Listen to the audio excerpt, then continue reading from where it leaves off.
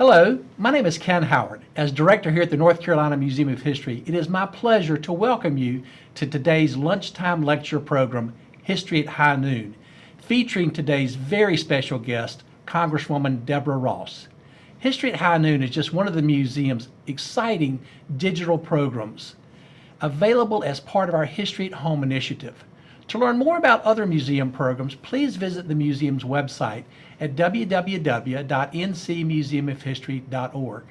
Our website also includes information on the NC Museum of History Associates and the North Carolina Museum of History Foundation, who provide crucial funding and support to the museum and help make programs like this possible. If you would like to learn more about becoming an associate's member, donating to the foundation, or especially shopping our tremendous gift shop, you can do so on our website, ncmuseumofhistory.org. And now it is my great honor to introduce today's speaker, Congresswoman Deborah Ross. Congresswoman Ross is a civil rights advocate, a clean energy champion, a lawyer, and a proud citizen of Wake County. Sworn into the House of Representatives on January the 3rd, 2021, she represents North Carolina's 2nd Congressional District. The Congresswoman grew up in a small town, and her parents instilled in her the belief that with opportunity comes responsibility, and that through public service she could help others and make a difference. She came to North Carolina for law school at UNC-Chapel Hill and became an active member of the local community. She entered public service in 2002 when she ran for and won a seat in the North Carolina House of Representatives. As a representative for over 10 years, she worked to protect voting rights, fund transit and transportation projects, increase access to affordable housing, and protect and expand health care. She was named one of Wake County's most effective legislators for her ability to work across the aisle to deliver results for the people of North Carolina. As a civil rights lawyer, Congresswoman Ross fought for fairness and justice, working to pass the South's first anti-racial profiling law and juvenile justice reform. In her law practice, she worked for a cleaner energy future, helping to create thousands of jobs in the renewable energy sector. As representative for North Carolina's 2nd Congressional District, the Congresswoman is fighting for equality, justice, and progress. She serves on the House Judiciary Committee, the House Rules Committee, and the Space, Science, and Technology Committee. Welcome, Congresswoman Ross, and thank you for joining us today. Oh, it's wonderful to be with you. And I've tuned in for some of your programs. So you're doing such a wonderful job during the coronavirus, connecting with people. Just love it. Thank you. And I guess we're going to ask you a few questions to kind of take you through today's program. And what made you want to run for public office? Well, you talked about it a little bit in the introduction, and it was my parents, and in particular, my mom. My mom was very active during the women's rights movement in getting more women elected to public office. I grew up as a child, mostly in Connecticut after my dad finished his time in the Air Force. My family moved to Connecticut, and at that time, we had a female governor. We had a female member of Congress, and that, let's just say, was a few decades ago. And my mom was very active in the League of Women Voters and worked to get local people elected to office. She had me going door to door, campaigning for people to be on the school board or the town council. And that made a huge impression on me because I saw that women could be in leadership roles and bring their values of community into public service. Well, that's just tremendous. So let me ask you, you run for Congress, and congratulations, you've won. Yay! Can you describe the transition process after your selection? I mean, what are some of the steps you have to take when you're going to open an office in D.C. and a district office? Did you have any help? Well, yes, I had help, but let me just tell you that I had to do it during one of the most unusual times because we had, and we still have, the coronavirus going on. And, we all know we had an insurrection on January the 6th. And that really affected how we did everything. I was very lucky with my office setup and my hiring. One of the best pieces of advice I got was from the assistant speaker. She was not yet the assistant speaker, but Congresswoman Catherine Clark. And she told me that there were some very senior office administrators who knew how to do budgets and set things up. And so when I went to my orientation, the person I brought with me, rather than just having it be a staffer from North Carolina, and we've got tons of those on staff, was a senior seasoned person. Smartest decision I could ever make, because she had helped many members of Congress set up their offices. And so she knew what the budget was. She helped me arrange interviews, which of course all had to be done by Zoom. She helped me stage things out. And she was very helpful in our selection of where our district office is. So for the folks who are viewing, our district office is in the old post office on Fayetteville Street, Century Station. And she suggested that we go and look at federal office buildings. And of course, the two in my district are the Terry Sanford building and Century Station. And Century Station was much more accessible to people and had a suite of offices that hadn't been used in ages. And they upgraded it for us. And so we're in there. But the other thing she told me, and this was very important after the insurrection, is having security is important. And so there is a security guard in Century Station when you walk into the post office. And that just gives us peace of mind. He knows us. His name is Wilson. You'll get to meet him if you come visit the office. And so that was very helpful. I also was lucky.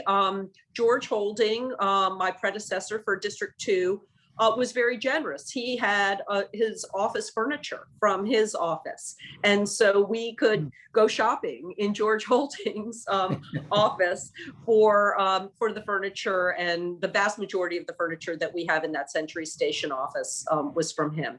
But we had to set up, there are members of my team who I still have not met in person, because we hired them remotely and we do all Zoom calls. But I do want your viewers to know that of the 14 people we have, 8 of them are from North Carolina. And our district office now has 5 people. We'll probably, after the coronavirus kind of winds down, have 7. And we would love to see people at Century Station if they want to come and visit. Well, that's great. That's very interesting. I guess at the Capitol, they assign an office to you, right? You don't have a choice on that one, do you? Oh, no, that was very interesting. And it was done completely differently because of the coronavirus. There's a lottery. So the more senior members get to move if they didn't like their offices. And the freshmen have to go through a lottery to pick their offices. And because we couldn't go and look at the offices because of coronavirus, we had to look at them online and come up with a list of preferences. And this again was where Lisa, who is this seasoned veteran of setting up offices in the Hill, she was fantastic because she'd seen so many of the offices. So we went through and made a priority list. And I did not draw a particularly good number in the lottery. I wasn't at the very bottom, but I was kind of middle of the pack. But because Lisa knew where these offices were, one of my top 3 offices was still available at the time. And so many of the other freshmen didn't know what they were picking. They just picked it based on, it had a window or this or that. So I'm in the Longworth building, which is exactly where I wanted to be. It's right in the middle. It has when we can walk outside, it has a really quick way to get to the Capitol. And I'm on the 2nd floor. We have windows. And I'm very, very happy with the office. But it really was because of Lisa that I kind of knew what I was doing during the lottery. Oh, that's great. Well, how were your first few weeks in office? Was anything surprising? Well, it was tremendously surprising to have an insurrection when we were trying to certify the electors. And there's no kind of glamour during an insurrection and a pandemic in serving in Congress. I really only have 3 members of my staff who come into the office because they have to get vaccinated. And they were coming in, obviously we have free testing in the Capitol, and we were all doing that, but now they can start getting vaccinated. And so, and after the insurrection, they put up fencing and barbed wire around the Capitol and around the office buildings, and the National Guard was there.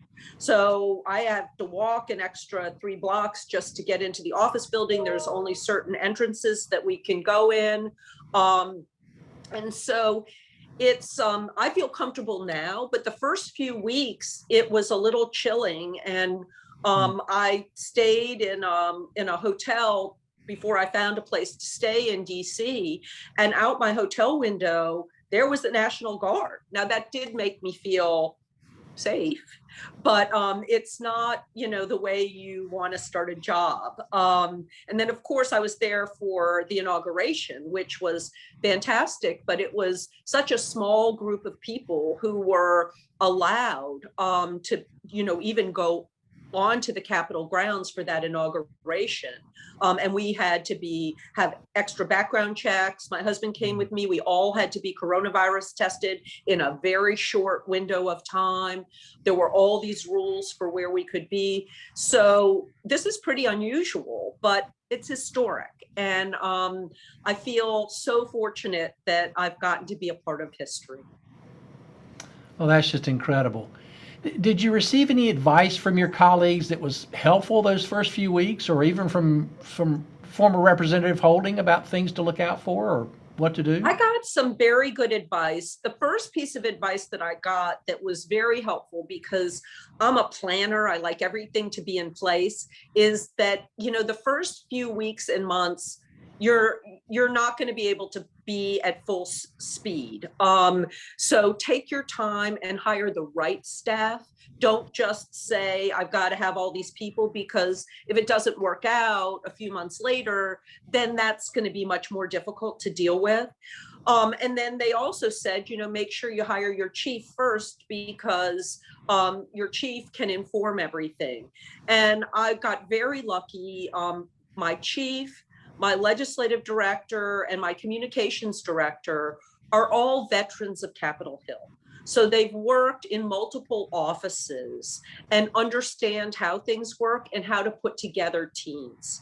And I could not be happier with the team that they put together. And then we made sure that North Carolina is part of all of the staff. So we hired 3 young folks, 2 who had worked on the Hill for other members, to be on the staff and be able to tell everybody about, what's going on through a North Carolina lens. And then my staff assistant is somebody who I've worked very closely with in North Carolina, but he came to DC so he could tell the staff kind of how I operate. And then of course, everybody in the district office is from North Carolina, lives in the district. My constituent outreach team, they are amazing. The head of constituent services worked for Congressman Price for more than 10 years.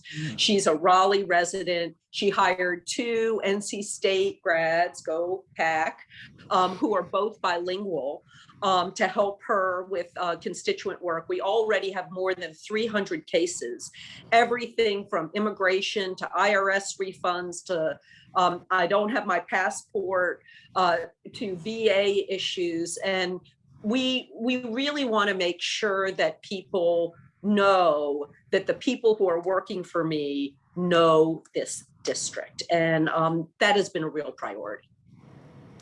Of the questions that you get from constituents, is there one that stands out? You mentioned there's immigration, there's taxes, there's passport.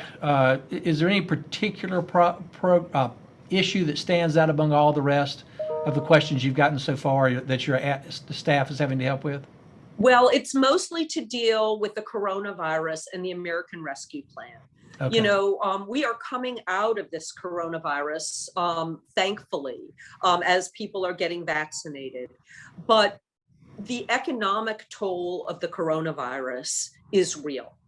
We have people who have needed those stimulus checks to pay rent, to buy groceries, to make their mortgage payments. And we want to make sure they get those stimulus checks as quickly as possible. We have small business owners who have needed help with the PPP program. I've also been very focused on our small independent restaurants, and we got more money for them and a different grant system for them in the American Rescue Plan. But people are really hurting, and I don't think we're going to come out of this economically in a complete way without investing in our folks. And so I would say the vast majority of the issues are issues dealing with the Internal Revenue Service, at least that's what I'm hearing from Nadia, and also getting their tax refunds, because they need this money now. Mm-hmm. And so we're trying to help them in every way we can. And we have some really good success stories. Nadia calls them cha-ching stories, where we get people the money that they deserve and that they've earned, and then they can take care of themselves and their families. Well, that's great. That's wonderful to hear. You know, you spent 10 years, in the North Carolina General Assembly, and now you're a freshman member of Congress. How does that compare to the time you spent in the General Assembly? I mean, you were a senior member there, and now you're a freshman in Congress. How do you compare the differences? Well, I'm trying to act like I did when I was a freshman member of the General Assembly. And the most important thing you can do as a freshman is build relationships. And so, of course, I start out with building relationships with my delegation. I'm very fortunate that I have known many members of our congressional delegation for years on both sides of the aisle. I served in the General Assembly with Tom Tillis when he was the Speaker of the House. I served with Representative Rouser. I was elected at the same time as Patrick McHenry in 2002, so we've known each other. Dan Bishop and I went to law school together, so I've known him since I came to North Carolina. And then, of course, David Price has been my congressman in the past, and I've known G.K. Butterfield for years, and Kathy Manning and I have helped each other on our respective campaigns. And then, of course, I served with Alma Adams, and we co-sponsored a lot of legislation. So I feel very comfortable with the members of the delegation who I've had a relationship with. I'm already doing a lot of work, of course, with my Democratic colleagues. We've done many, many things together, but I've done bipartisan work with Representative McHenry, with Representative Hudson, who I hadn't mentioned before, and also with Representative Rouser on some issues of mutual interest. That's really interesting. You know, obviously you hear about the issues in Congress with the Republicans not talking to the Democrats and vice versa. Does the North Carolina delegation ever get together to just talk in general about things that matter to the state? Yes, we didn't do it with the senators. We did it with all the members of the House. And David Price is the dean of the delegation, and he convened us to have a conversation about what we can do together. Of course, one of the things that the delegation always has come together on in the past has been disaster relief, because a hurricane or a tornado could affect any of our districts. And of course, we all will come together to ask FEMA and to ask the administration for help. We all came together also to do a letter to ask for the tax filing deadline to be extended by the IRS, because of course, so many things have changed. And, you know, I think that probably was going to happen anyway, but we were very successful. Within a day of getting this letter out, the tax filing deadline was extended. We had heard from CPAs that was so important to people. So those kinds of issues we're working on. And then we have a very good line of communication to the senators, and obviously we'll be working together, particularly on infrastructure issues as they come up, because those are really statewide issues. So what does a day look like when you're in Washington? What is your typical day, if there is one? So yeah, no day is typical. I do go back to Washington this week. I know folks will be viewing this when I'm in Washington. So I'll be on the phone. If it's a travel day, I'll be on the phone in the car, hands-free. But normally I try to get to the office sometime between 8 and 9. And early mornings are generally dedicated to staff meetings about upcoming legislation, about constituent letters, about personnel issues, because we generally do not have committee meetings until about 10. As you indicated, I serve on 3 committees. That is unusual. Most members of Congress only serve on 2 committees. I asked for a 3rd committee, Science, Space, and Technology, which of course reflects the education, jobs, innovation of this growing dynamic Wake County district. But I requested it because one of my committees is the Rules Committee. And it's a very powerful committee. It's a wonderful committee to be on because you know everything that's going to go onto the floor and what the rules of debate are going to be. And so I learned so much there.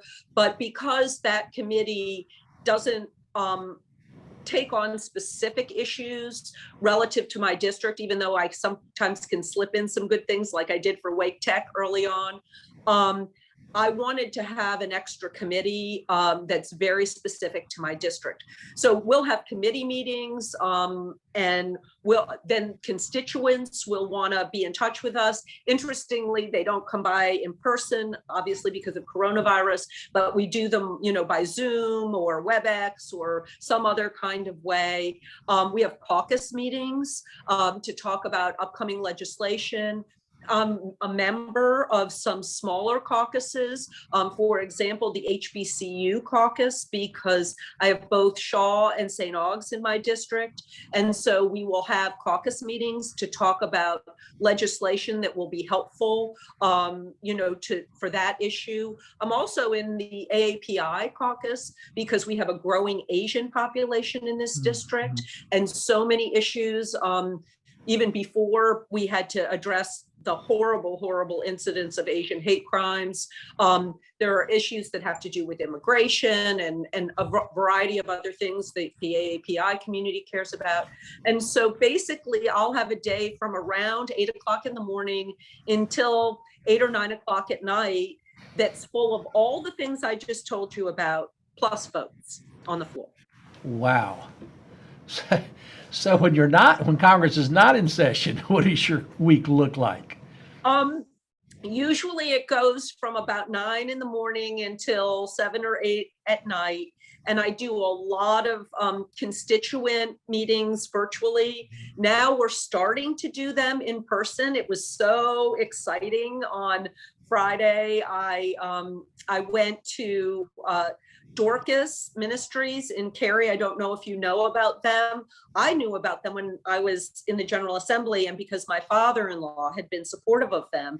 But basically, Dorcas Ministries has grown into a $2 million a year operation to provide assistance to people in need in Cary and Morrisville. And they have a whole strip mall off of High House Road where they have a thrift shop, they have training for people for jobs, they have a food pantry, they have rented out space to a community health center where people in need can go to get many of their needs met through the great charity of the people of Cary and Morrisville. And it was really extraordinary how much they had ramped up and how much the charity had increased since the coronavirus. It just really, really a special place. And then I went to visit one of our local restaurants to talk about what it's like reopening, and moving from takeout to, some more in-person dining, and how the PPP program has affected that restaurant. And so we're starting to do those in-person visits again, of course, safely, but lots and lots of Zoom calls.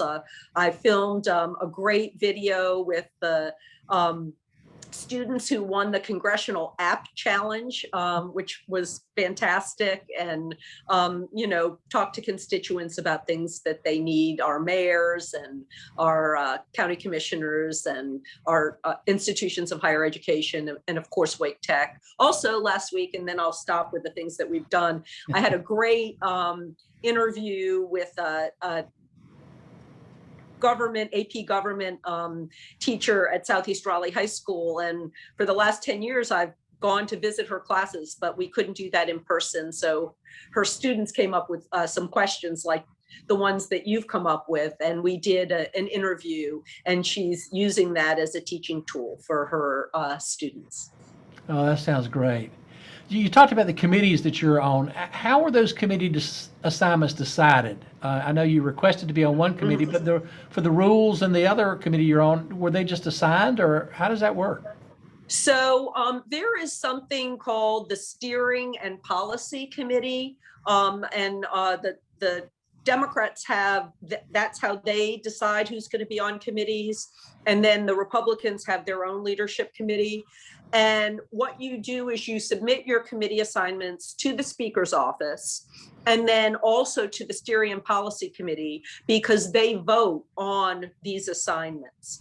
And so initially I had requested the Judiciary Committee, obviously because I'm a lawyer and I serve on the Constitutional Law and Civil Rights Subcommittee of that committee, which makes sense with my background. I'm vice chair. I also serve on the Courts and Intellectual Property Subcommittee, which is very important for my district. So that was my first choice. And normally you get your first choice, and I was thrilled that I got my first choice. My second original choice had been transportation and infrastructure, because I've done so much of that work in private practice and in the legislature. Well, everybody knew that transportation and infrastructure was going to be a big issue. So several sophomores wanted to switch and get on that committee, and there just were not enough spaces for me. So I've now found other ways to affect transportation and infrastructure through some of my caucuses. But there was an opening on the Rules Committee, and I had expressed some interest in that because I like the legislative process. And Donna Shalala, who was a freshman, was on the Rules Committee, but she did not win re-election. And so I inherited three things from Donna Shalala. One was a position on the Rules Committee, which was the Speaker's decision. And she appointed me the Monday afternoon before the Tuesday when the Rules Committee was taking up impeachment. Ooh. So I get appointed, and there wasn't much kind of back and forth about this. It was just the Rules Committee had to be constituted. And I get a call from the Speaker's office that I will be appointed. And then I get a call from the Rules Committee chairman, Jim McGovern, saying, "Welcome to the Rules Committee. You need to be in Washington, D.C. tomorrow morning at 11 o'clock. We're meeting, but we need you to be on a secure line. You can't do it from home." So I had to get up at, like 4 o'clock in the morning. I got on the road by 5 because I didn't know how long it was going to take me to get to DC. And I got there in time to vote. We voted on the 25th Amendment issue, and then we voted on the article of impeachment. So that was my very first committee meeting. And then I'm on the Rules Committee. And as I said earlier, I thought it was important that I be on another committee that could very directly serve this district. And so I requested a third committee, Science, Space, and Technology, and that had to be approved by the speaker and then approved by the Steering and Policy Committee. And so that was a later appointment. And on that committee, I serve on the Energy Committee, which is subcommittee, which is very important because of the clean energy footprint that North Carolina has and my experience in private practice. And I also serve on the Research and Technology Subcommittee, which is, of course, so important to all the institutions of higher education here and to the Research Triangle area. And so in the end, I'm actually happier with my committees than if I had only gotten to be on two. Well, that's great. I mean, the committees are pretty large, right? Especially something like rules. No, No? rules only has 13 members. Oh, Now it's weighted to the Democrats clearly because we want a rule that benefits the Democrats, but there are only 13 members. And I will say that in terms of process, I enjoy that committee the most because I've really gotten to know everybody on the committee because we're in those committee meetings for a long period of time. Everybody gets a chance to speak. And it's a very congenial committee, even though, you know, we're dealing with, are we going to have amendments on the floor, or how many amendments are we going to allow, and all these different things. And there's generally a floor debate about the rule itself. But I think because everybody knows kind of how it's going to turn out, given the weight of the vote, there are opportunities for the minority to be accommodated. And again, Jim McGovern, I think, is very good at that.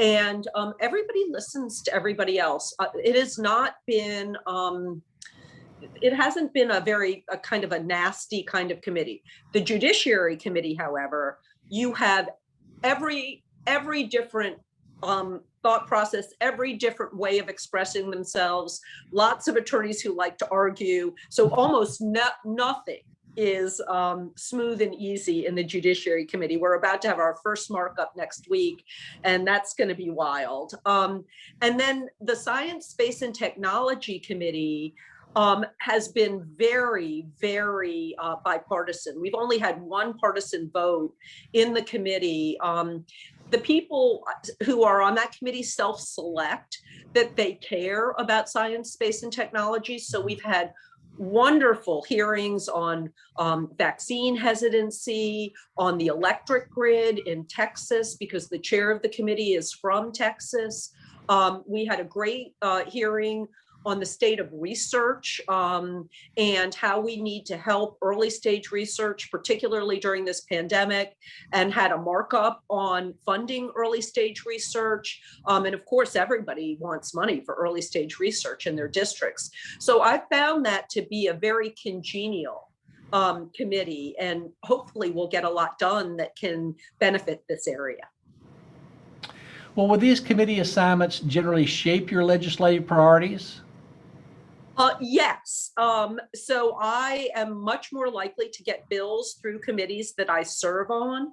However, there are issues that are very important to our district that I am going to continue to work on. So again, I am not on the Transportation and Infrastructure Committee, but I have made it a point through one of my caucuses to be on the subcommittee that deals with transportation and infrastructure, so that I can use the weight of that caucus to shape affordable housing issues, transit issues, broadband issues. But by and large, it's easier to get bills through committees that you're on. Yeah. And so that's what we are focused on. I've introduced a couple of bills that may have to go through another committee, one dealing with protecting the professional licenses of people who might have student loan debt that they have not kept up with. But by and large, we'll try to get our bills through these committees. Well, and obviously you've got to work with leadership and other colleagues to get these bills passed. So what are your strategies for working with the House leadership or even the committee leaders and the other colleagues who obviously have to vote for your bills? Yes. Well, I am trying to make friends everywhere I go. And, one of the things that I think is important, and I did this as a freshman in the North Carolina General Assembly, is to reach out to people who may not be from a place like where you're from and who have their own issues and their own concerns, and talk to them about what my district needs, but also understand what their district needs, because we're all in this together. And if we don't work together, we're not going to be able to deliver for the American people. So I know what my values are, and I know what the values of my district are, and I'm very true to them, but I try to be a really good listener and try to be helpful to other people. I can give you an example of that I would say is probably one of the best conversations I've had with a colleague. We don't get a lot of face-to-face time because of the coronavirus. So really the only time we're physically with our colleagues is when we go to the floor, and we have to do that in batches based on the coronavirus. There are 100 members of Congress who still have not gotten vaccinated. And for that reason, they stagger our votes over a period of time. But one of the other freshmen comes from a district that's not a lot like mine. It's a very union heavy district.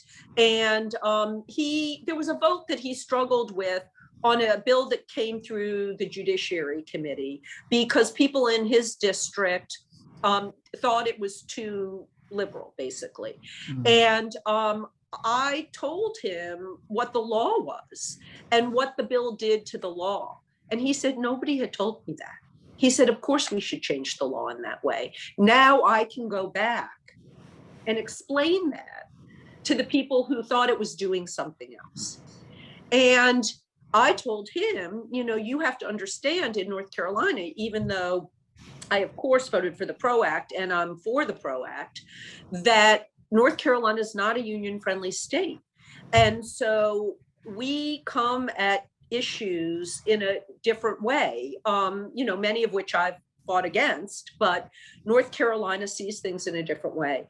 And those kinds of interactions help both people, right? Understand where people are coming from and help us find common ground. Well, on a different note, let me ask you some things not related to your congressional service. Yes. Is there a moment from history that impacted you most when you learned about it? Well, I think in recent memory, it was 9/11. I remember being in my office when the planes started hitting and getting calls. And, that was before everybody was on the internet and all the rest. I mean, we just had a TV set. And, I'm kind of tearing up thinking about it. I mean, knowing that our country was attacked in that way really shaped how we came together, how we looked at our vulnerabilities. I had been in one of the buildings that was attacked when I was a municipal finance attorney. And so I kind of felt something about that building. But I would say in recent memory, 9/11 and of course the insurrection are the things that have shaped how I've looked at our collective responsibility and our need to protect each other. What's the best piece of advice you ever received? That no one does anything by themselves. So I am a big believer that you've got to have people around you to help you do things. You've got to help other people do things, that even a small idea is going to have big consequences. And the more people who you bring along with you, the more likely it is that that work is going to stick. And we all want to be the hero, but I think the biggest hero is the person who can put together the best team. That is good advice. Yeah. If you could have dinner with one person from history, who would it be and why? So, I thought about this because I got some of these questions in advance, and I had a different person. But after seeing the mummy exhibit at the Museum of Art, so for the folks there who haven't done it, you can get these time tickets. It's very safe and socially distanced. I changed my answer to Cleopatra. Oh, So I read the biography of her, the most recent one from about maybe 10 or 15 years ago. And of course I loved that, but I hadn't really been thinking about Cleopatra recently. And of course I was going to say Ruth Bader Ginsburg before, but I just think that what she did in her time was absolutely extraordinary. And I would love to talk to her about how she made her way through history, how she made her decisions, how she strategized, how she outsmarted the other side, how sometimes people outsmarted her. So I changed my answer based on the mummy exhibit to Cleopatra. okay. Well, we have to get you to come to our museum too and see some of the great things we have here as well. Well, I've been many, many times and cannot wait to come back. You have. You've been a great supporter, and we really appreciate all the help you've given us over the years. We're about to close out. Is there anything you'd like to share with us about your experiences in Congress so far, or what you're hoping to do while you're up there? Well, I would just say that this is a unique time in history to be in Congress, to be there with the coronavirus, surviving the insurrection.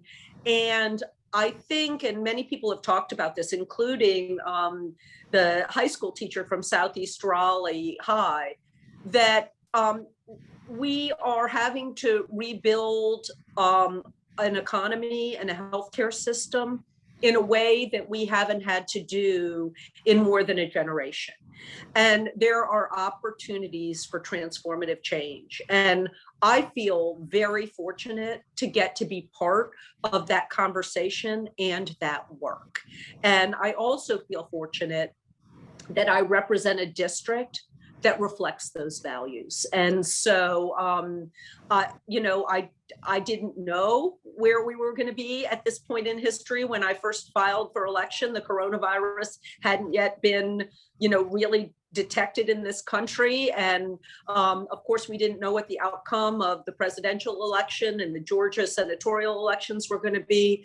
But this will be a pivotal time in history, and it's my honor to be part of it. Thank you, Congresswoman Ross, for sharing your experiences and this incredible program with us today. We are so glad you could take the time to be with us, and we appreciate the support that you provide this district and your constituents. It was my pleasure. Keep up the good work. Thank you. And thank you to all those who joined us. We hope you will join us again for our next History at High Noon on Wednesday, May the 12th. Katie Edwards, our curator of popular culture, will present the program Variety Vacation Land Behind the Scenes, giving us a sneak peek of our newest exhibit, Are We There Yet?